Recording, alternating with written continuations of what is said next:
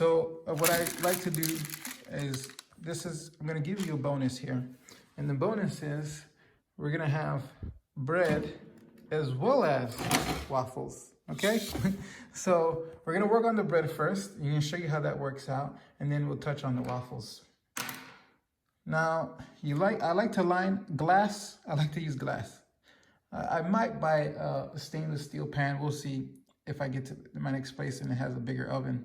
However, for now, I use glass. I used to use a bigger glass, but now that I'm using a toaster oven, I use a smaller glass. But if you're using a nice big oven, you can use a bigger glass, or you can use a pan. I would use stainless steel. Don't use aluminum. If you have cast iron, so be it. But don't use aluminum, because that will leach into your food. And I've even seen some of the aluminum leach through the parchment paper, which we'll talk about here in a second, and get into the bread.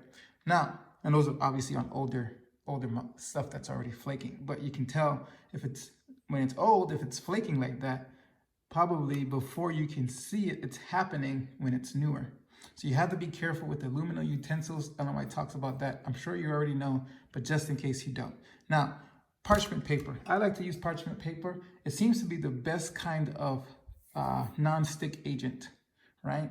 It doesn't seem to have any chemicals. There's almost no negative reviews that I've seen on parchment paper. There is some talk about making sure that it's not coated with anything. I don't think this is. Nonetheless, when I make bread on it, it always comes out nice. I don't have any issues. You can reuse it about 2 to 3, maybe 4 times more. And it just comes out really nicely. It'll brown up a little bit because it's paper, but it's healthful, or at least it's not harmful to my understanding. Anything else is, you obviously don't want to use aluminum foil. You don't want to use some of these silicone mats. Some of them are good depending on how high you bake, but some of them will leach some stuff into your food. So you don't want to use a lot of these different things unless you do a lot of research on it. The easiest thing that I do is use the parchment paper. And yes, it's a kind of an expense where you're going to be ongoing, but you can get them really cheaply. Nonetheless, let's get to the pouring. I like to just pour in the center and let it go to the sides. And forgive me that it's kind of hard in a smaller dish to get a good parchment paper lining. So just don't worry about that right now. Let me kind of turn off the video for a second, and then I'll come back. So it's in there. I have to just make sure this paper's kind of straight. There's a little bit of a imperfection down here. Just gonna fix that. These imperfections will get into your bread. That's why I like to make sure it's fairly straight. Okay. So I filled up most of it in the center, and you'll get used to this if you get familiar with this method. You have to thin it out a little bit. You can't have a thick bread going on here. With the pseudo grains, you technically can, with your seeds. I've even seen flaxseed bread, all flaxseed bread. And you can have a thicker bread because it doesn't have to dry out. But especially with your grains, you really want to dry out the bread on the inside because they're pretty hard to digest. So you want to make sure the whole thing is cooked very well. So I spread this thing out. It's going to have a pretty, thin base. It's not going to be too thin, not like a cracker, but it'll be pretty thin. I read somewhere that the Jews would not make it thicker than the size of their thumb. So not the length, obviously, the width side, from the nail to the other side, right? So you don't want it to be too thick of a bread, and you'll get used to it. This is not rocket science. Now, this is actually coming out nicely. Sometimes when the batter's too thick, it won't flatten up on the top. But as you can see here, it's pretty flat. It's flattening out. And over time, these little imperfections will go in the bread. No big deal. So that's nice. And it'll thicken up in the oven. So the next step is to stick it in the oven. Hopefully, if you're using a real oven, you'll preheat it. Mine, you don't really have to preheat. It's a toaster oven. I like to put the temperature at about 325 on this type of oven. But in a regular oven, you can do probably 350. 350 is the basics. 350 for 1 hour. So that's kind of how I do it. You can work it the way you desire. But I suggest you don't go too high heat because you'll have less room for error. It'll burn a lot easier on the top. and it will not cook the inside as much. And if you go too low, it'll take really long. So 350 seems to be a good temperature to bake at, between 325 and 350. So the next thing I want to show you, if I can find the room here, is the waffles. I recently have been doing lots of waffles because it's just a lot simpler without having an oven. Now, here's the thing about waffle makers. All of them, almost all of them, are coated nonstick. So the question is, pick your poison, right? Pick the one that has the least negative reviews.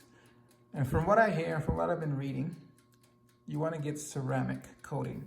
That's number one. And then it has to say PFOA and T something free. I think I have a box here. Let me grab it. So there it is. PTFE, and PFOA free, right? And then ceramic coating, as you can see. Now there's obviously better quality. However, even though there's better qualities on the market, it obviously depends on your price range. The better, obviously, you know, with the time of trouble, who knows how long we have, but you want to invest. If you're going to use a waffle maker often, you want to invest in it because you want it to last. You don't want anything flaking off and getting into your stuff. Now, enough about that. Let's get into the actual pouring, which this is an easy batter to work with. I've had thicker batters and a little bit harder. But you just pour in the center. It should be sizzling, but I don't know why it's not sizzling.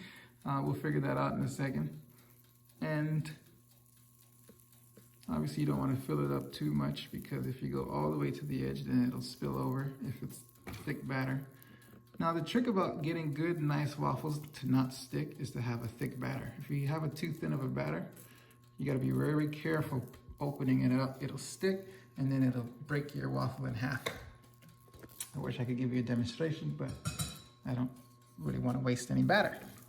So I like to spread it out a little bit so that it gets a nice even press down. And as you can see, as you spread it out, it gets closer to the edges. And as I crush it, it will fill it in, hopefully. Turn it over and then let that bad boy run. So now with this waffle maker, you're gonna have to work with yours and figure it out. I actually like to leave it on medium. Medium seems to be a lower temperature, and I can let it sit for about 20 minutes actually.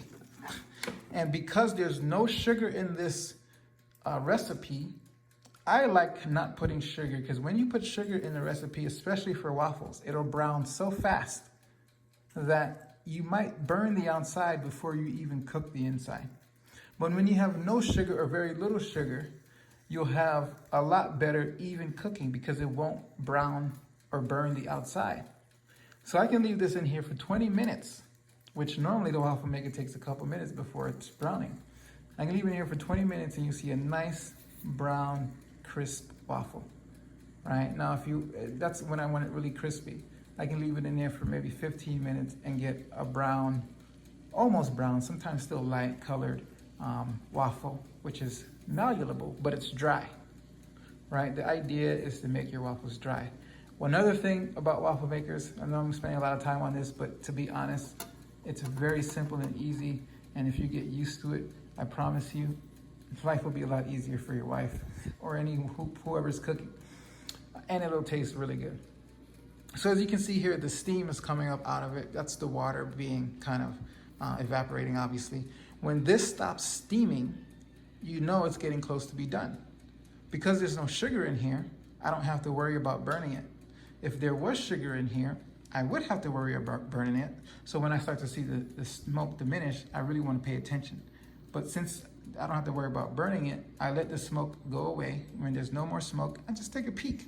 And a lot of times it's not even done yet. It can still dry out a little bit more. However, this is a good sign. When you see the evaporation stop, then you know that it's done. So that's the bonus. That's basically how I make bread and waffles. If you have any questions or any thoughts, please let me know. Reach out to me and I will fill in any gaps that I may have missed.